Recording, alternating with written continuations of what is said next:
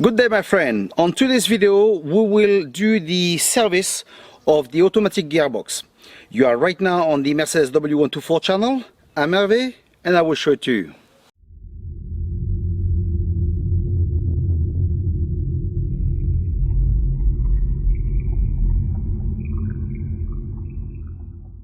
So now, how often do we need to do service of the gearbox on our car? Well, it's not written in marble, but as a rule of thumb, every 60,000 kilometers or 4 years, whichever comes sooner. So in that video I will show you everything we're gonna use, and I will give you another tip because that car hasn't been serviced for a very long time. To service the gearbox, we will use some of these. So oil, automatic transmission oil that I've got from Mercedes. The entire service will use 6 liters. I will use more and I will tell you why. Okay. If you don't want to go to a dealership and you want to buy another oil, it will be Dextron. At the time when the car was built, we didn't have Dextron 4 or 5, but it's perfectly fine to use it. Why? Because the Dextron 4 and 5 are way more refined than it was. So it's okay if you want to use it on your gearbox. Okay, no problem at all. So you either go to a dealership or you go for Dextron. Okay, it doesn't come cheap. Transmission oil.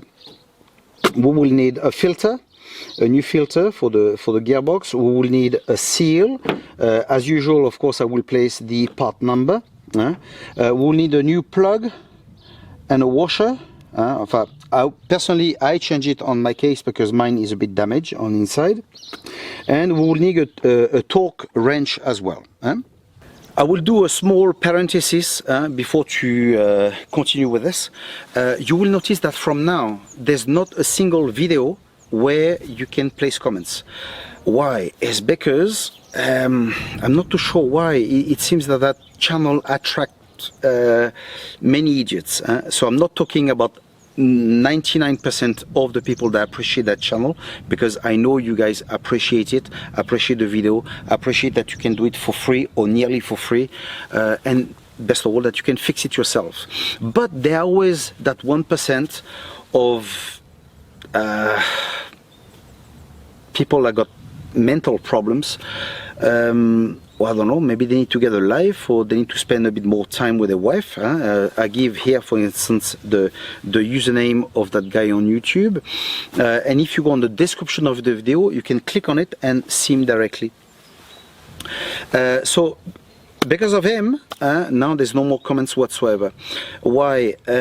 Because I'm a fraud, I don't know what I'm talking about, I need to remove my videos, etc. Really, look where I live. Have you seen the tranquility? I've got eagles going around, stuff like that. Do I need this kind of stuff? No. The goal of my channel is to help you guys, to make sure you fix your car very cheaply, and the cars continue on the road. So do I need this? Do I need those idiots that don't know what they're doing, that got nothing to prove that they know better than anybody else? No, I don't need that. So to be honest, I close all comments and that's it, and I continue living here in peace. Okay, so it's a shame. It's a shame because I know most of you guys, they want to know things. They want to, you guys want to place a good comment. You want to get tips, stuff like that. But no, to be honest, because of these people, I've warned it over the years, but people continue, and no. It's not enjoyable. So that's it. Now I will be in peace, and that's it. Okay, but some of you that know me, you will know how to get in touch with me freely, searching me a little bit, and as well, for the haters, if you want to insult me still, well, you can do so now. You can be member of the channel and I will gladly accept your insults. Okay.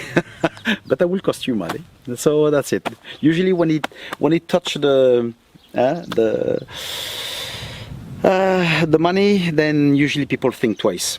So it's a shame, but you know, we're living in a sad world.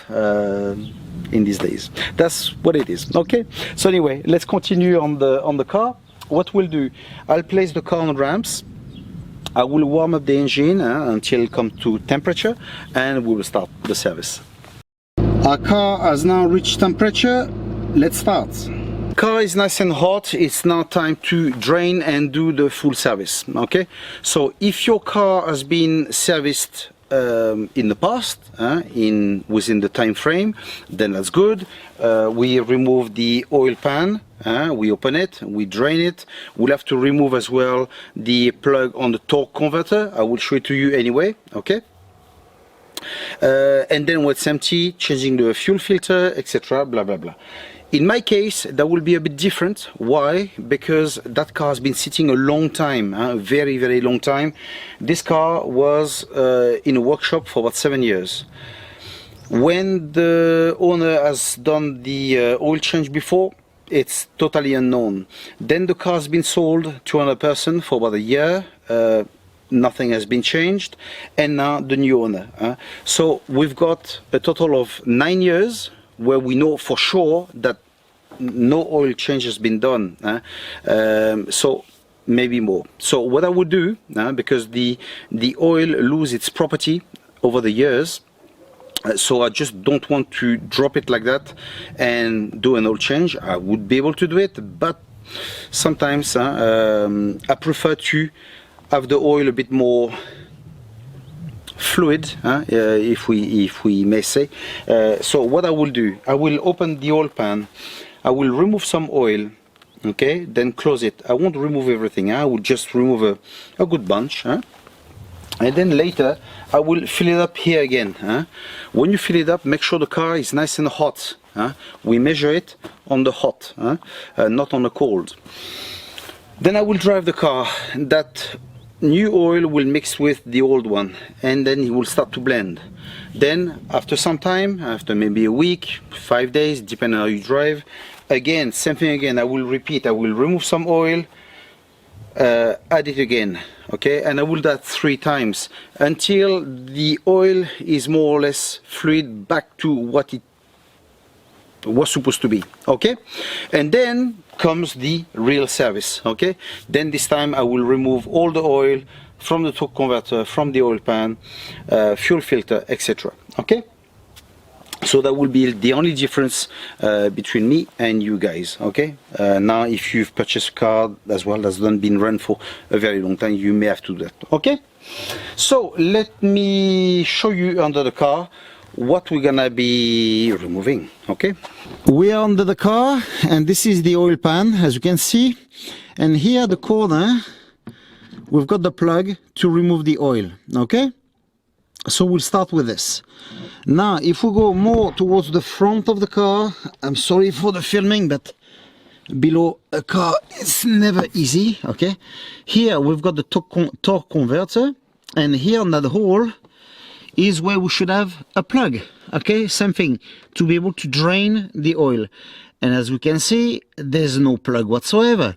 So we will need to turn it in order to have access. But I will show you how we're gonna do that a bit later. Okay, so first off, what we're gonna do, we're gonna open this one, drain the oil, and then we'll continue with the rest. We reach now a part a bit difficult.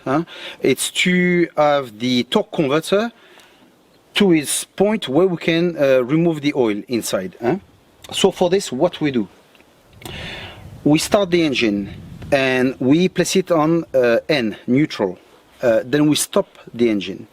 If you've got an early model, possibly you'll be able to remove the key. If not, the key will be stuck inside. It's normal. Okay, so you leave it like that. So like that, we've got a free engine. We can turn it. Okay, now here on the 300D, I've got very little space. I'm not sure about yours.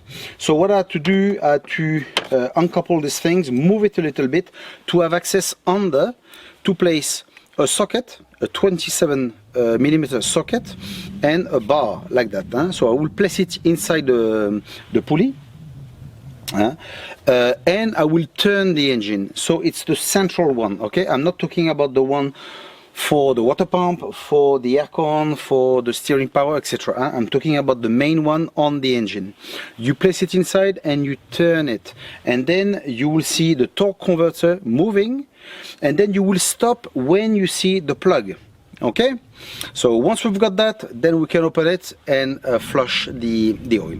So let me show you where we're at. You see the front of the engine and the oil pan, and here it's stuck here, just the pulley that's by the oil pan. Okay, and now if I move it, you see it's quite hard, but you will see everything moving. Okay, so once you move that, look at the back, look at the torque converter, and see where the plug goes. Okay, I'm showing you now what you should see on the torque converter. Okay, once you reach this, you know you're good. Okay, so right now the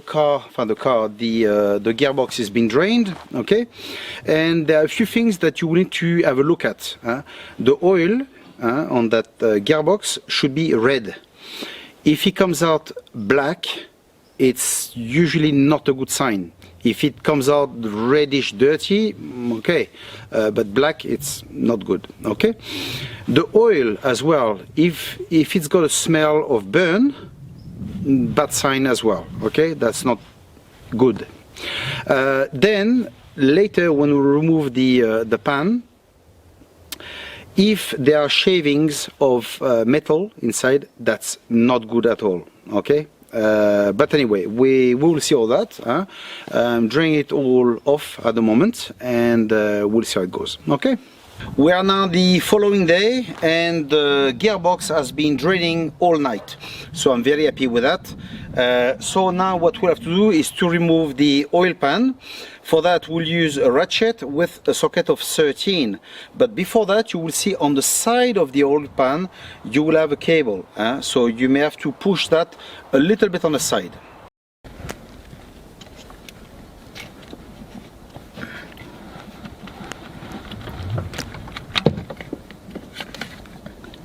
I've now removed the oil pan, and as you can see, quite a bit of oil is inside. So just a tip, place back the plug before to remove it, because as you will move it a little bit to take it off, you don't want that oil to fall on your face. Okay. Then also I had a lot of reserve, because when I saw that the oil that was coming off was black, I thought, oh my god, what I will find inside. And as you can see, the oil is very dirty, but there's no metal residue inside, which is great.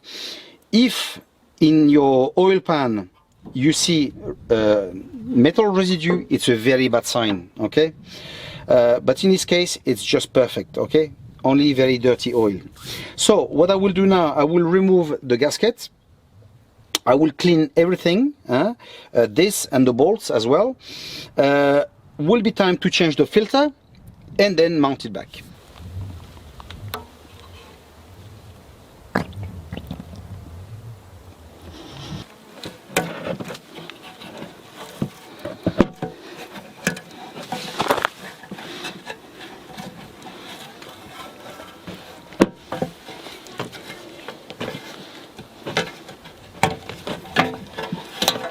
Let's now replace the oil filter.